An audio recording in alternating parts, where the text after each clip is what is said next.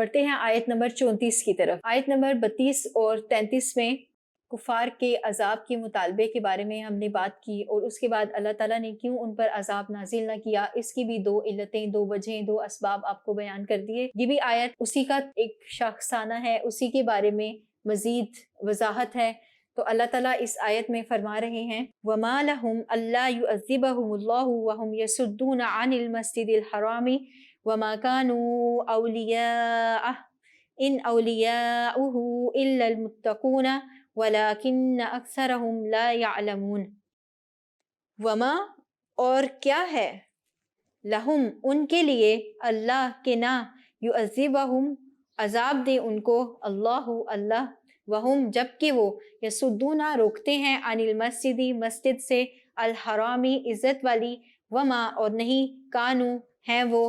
اولیاء متولی والی وارث اس کے، ان نہیں، اولیاؤہ متولی اس کے، الا مگر، المتقون پرہیزگار، ولکن اور لیکن، اکثرہم اکثر ان میں سے، لا یعلمون نہیں جانتے۔ بڑھتے ہیں آیت کے بامحاورہ ترجمہ کی طرف۔ اللہ تعالیٰ فرماتے ہیں اس آیت میں،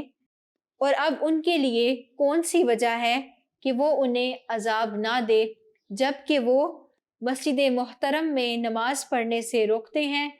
اور وہ اس مسجد کے متولی بھی نہیں، وارث بھی نہیں۔ اس کے متولی تو صرف پرہیزگار لوگ ہیں، لیکن ان میں سے اکثر نہیں جانتے۔ اس آیت کو پچھلی آیت سے ریلیٹ کیا جائے تو اگر آپ کو یاد ہو، کفار نے اپنے لیے عذاب کا مطالبہ کیا، اور اس کے بدلے میں اللہ تعالیٰ نے فرمایا کہ میں ان کو عذاب اس لیے نہیں دیتا کہ رسول اللہ صلی اللہ علیہ وسلم ان میں موجود ہیں، اور دوسرا یہ کہ یہ لوگ توبہ اور استغفار کا اہتمام بھی کرتے ہیں۔ اور اس آیت میں اللہ تعالیٰ پھر اس بات کی اضافت فرما رہے ہیں کہ آخر ان میں کیا ایسی بات ہے کہ اللہ ان پر عذاب نازل نہ کرے۔ عذاب نازل کرنے کے پیچھے بھی حکمتیں ہوتی ہیں، اور نازل کرنے کے پیچھے بھی حکمتیں ہوتی ہیں۔ جب کوئی سرکشی پر اتر آئے اور وہ کفر و عناد کا مرتکب ہو تو یقیناً ایسے لوگوں پر اللہ عذاب نازل کرتا ہے، لیکن اس کی پھر مختلف صورتیں ہوتی ہیں۔ اس آیت میں کافروں کی عادات کی اور ان کی اسی طرح کی ہٹ درمی کی اور کفر کی باتوں کی طرف اشارہ ہے کہ اللہ تعالیٰ ان پر کیوں عذاب نازل نہ کرے جبکہ وہ اس طرح کے غلط کام کرتے ہیں۔ تو اس میں سے پہلا کام اللہ تعالیٰ نے یہ بیان کیا کہ وہ مسجد حرام میں نماز پڑھنے سے روکتے ہیں، اور حالت یہ ہے کہ وہ اس کے متولی بھی نہیں، اس کے وارث بھی نہیں ہیں، اس کے گارڈین جس کو کہتے ہیں، متولی سے مراد ہوتا ہے گارڈین، جو خیال رکھتا ہے، جو کیئر ٹیکر ہوتا ہے۔ تو وہ لوگ مسجد حرام کے کیئر ٹیکر بھی نہیں تھے، اس کے متولی بھی نہیں تھے، اس کے باوجود وہ مسلمانوں کو مسجد حرام میں نماز پڑھنے سے روکتے تھے۔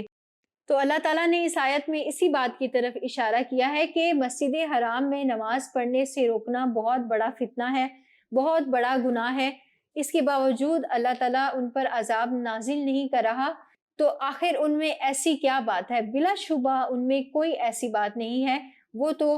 مسجد حرام کی متولی نہ ہونے کے باوجود بھی مسلمانوں کو مسجد حرام سے روک رہے ہیں، وہ تو بہت زیادہ عذاب کے مستحق ہیں، لیکن اللہ تعالیٰ ان پر اس لیے عذاب نازل نہیں کرے کہ وہ حضرت محمد صلی اللہ علیہ وسلم ان کے درمیان ہیں، اور دوسرے وہ مغفرت طلب کرتے ہیں۔ پھر اس آیت میں اللہ تعالیٰ یہ بھی فرما رہے ہیں کہ بے شک جو مسجد حرام کے متولی ہیں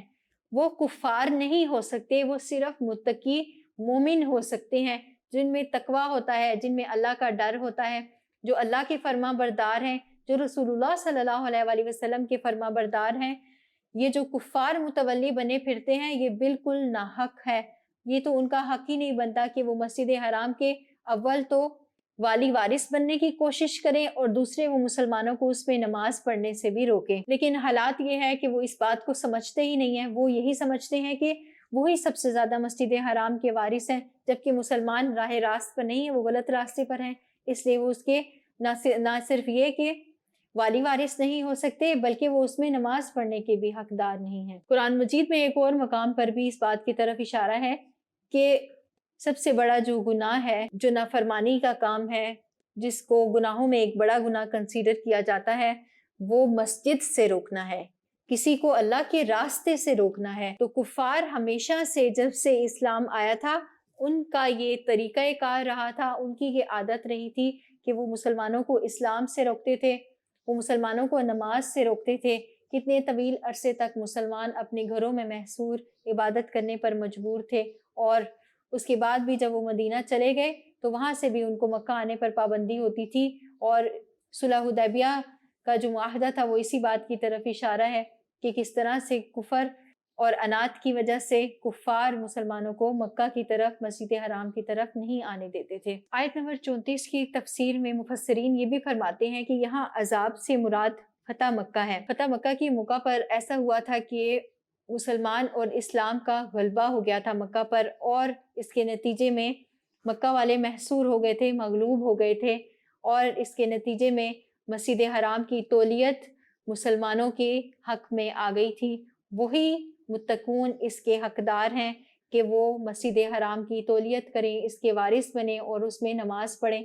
اور فتح مکہ کا وہ دن ہے کہ جب کفار کا غلبہ ختم ہو گیا تھا اور وہ مسجد حرام سے نکال دیے گئے تھے، اور مسلمانوں نے مسجد حرام پر فتح حاصل کر لی تھی، یعنی ان کو اس کی تولیت کا حق مل گیا تھا، جو کہ صرف اس آیت کے مطابق مسلمان متقون کا ہی حق تھا۔ امید کرتی ہوں کہ آپ کو اس آیت کی سمجھ آ گئی ہوگی۔ بڑھتے ہیں اگلی آیت کی جانب۔